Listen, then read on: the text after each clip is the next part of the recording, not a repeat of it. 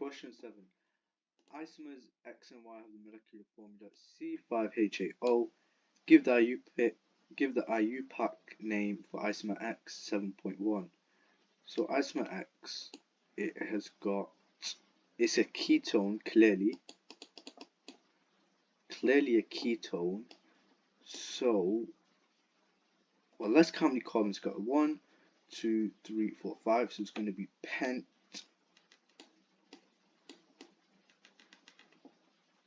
It's going to be pentanone because it's a ketone.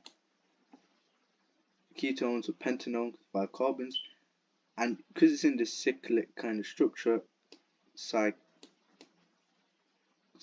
or cyclo.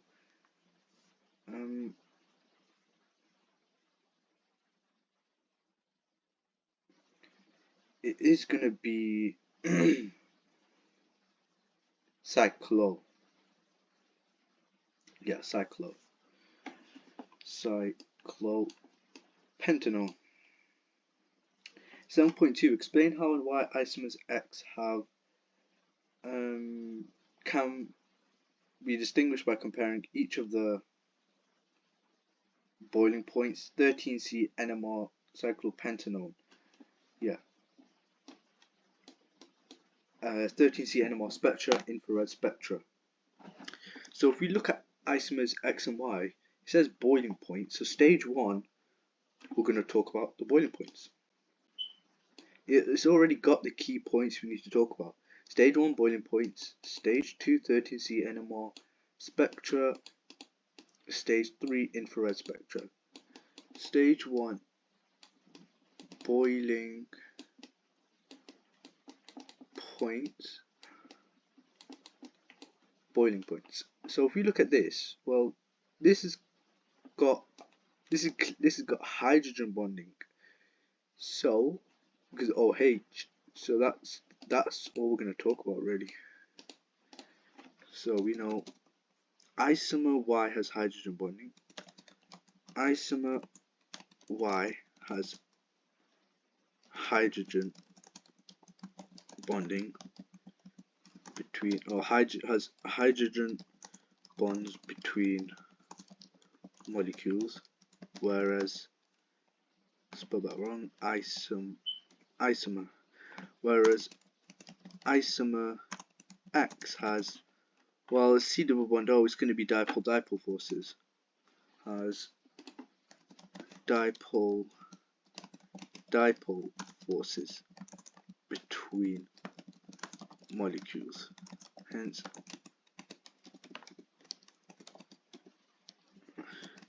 isomer Y has a higher boiling point as more energy needed to overcome the stronger intermolecular forces. In this case, going to be the strong hydrogen bonds. Strong hydrogen bonds.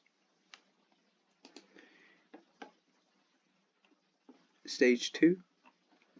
Well, stage 2, we're going to talk about 13C NMR spectra.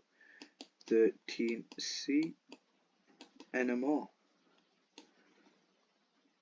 Well, if we look at here, we've got 1 here, 2, 2, 3, 3, 3, 1, 2, 2, 3, 3. So they both have 3 peaks. So that's not going to be something we can really compare, but we can say it, both have 3 peaks / absorptions in 13C NMR.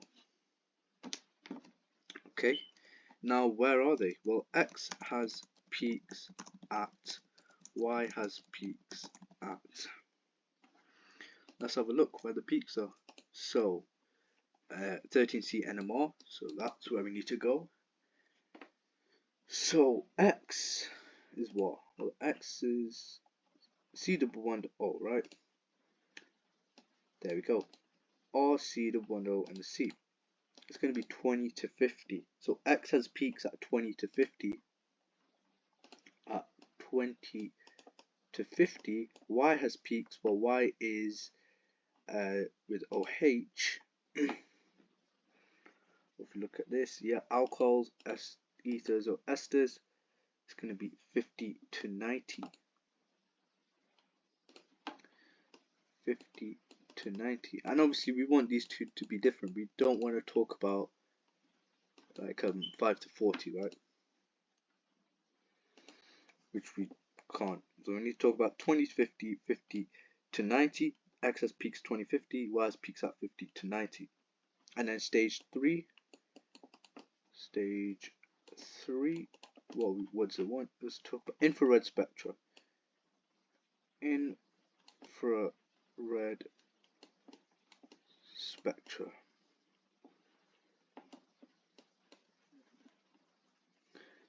So we know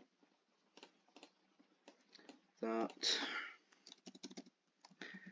X has a peak for which one is it? Well, it's C double bond O. For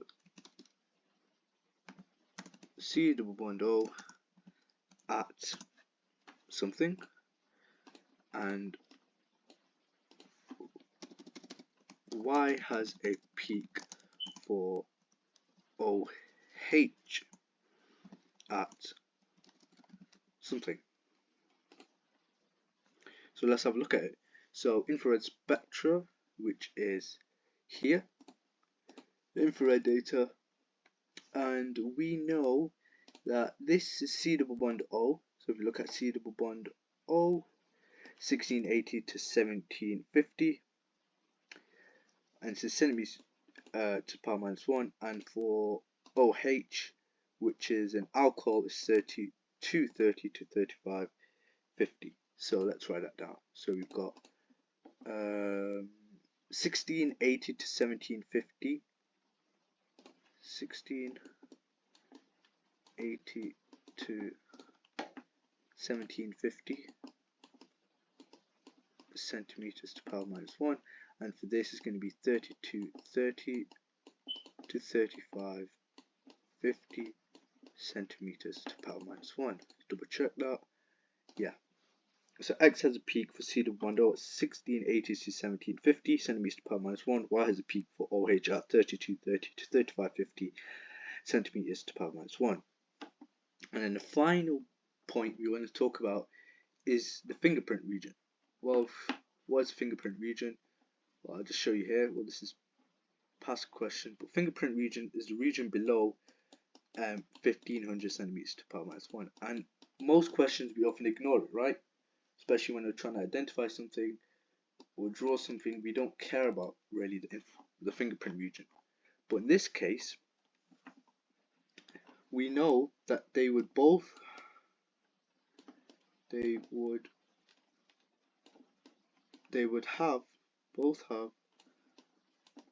have different fingerprint regions.